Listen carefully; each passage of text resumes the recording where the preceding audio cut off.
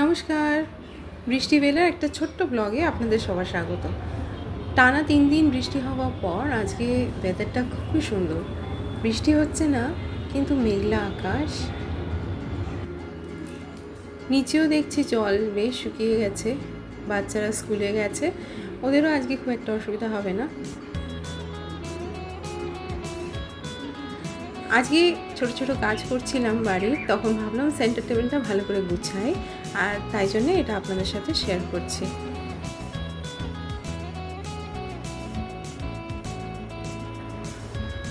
পরের সপ্তাহতে ঐশানীর জন্মদিন, তাই ছোট ছোট আরও কয়েকটা ঘর সাজানোর জিনিস কিনেছি, সেটা কোনো একটা ভিডিওতে অবশ্যই শেয়ার করব। পরের সপ্তাহতে ইচ্ছা আছে ওর জন্মদিন বৃহস্পতিবার, সেদিনকে আমরা সবাই মিলে একটু সিটি সেন্টারে যাব।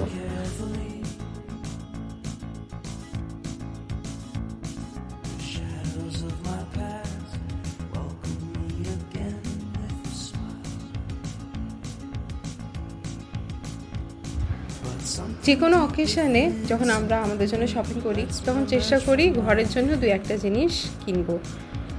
এতে আস্তে আস্তে ঘরে এক একটা কোণা একটু একটু করে সাজিয়ে ওঠা যায়।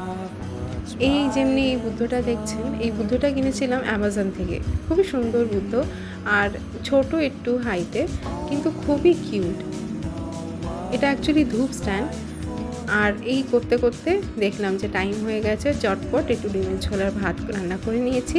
বাচ্চারাও চলে এসছে, এখন ওদেরকে খেতে দিয়ে আমি একটু রেস্ট করছিলাম। তারপর ব্লিঙ্কিট করেছিলাম, তো সেটাই আসলো।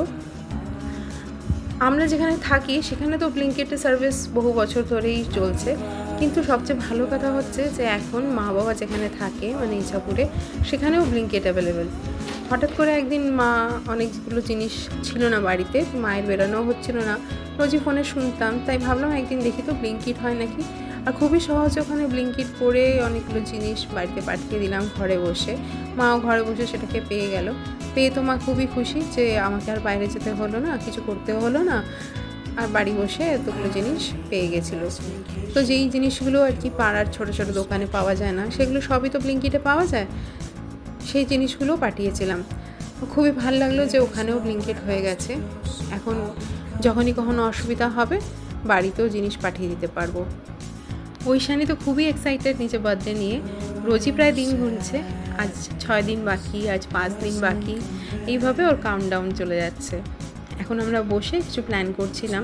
আসলে ঐশিকার জন্মদিনের সময় তো ওর কাকা কাম্মা, তারপর ওর বোন সবাই এসেছিলো, তো আমরা ঘরোয়া একটা আড্ডা বেশ ভালোই হয়েছিল। কিন্তু ঐশানীর তো উইকডেজ, কাজেই তারা আসতে পারবে না।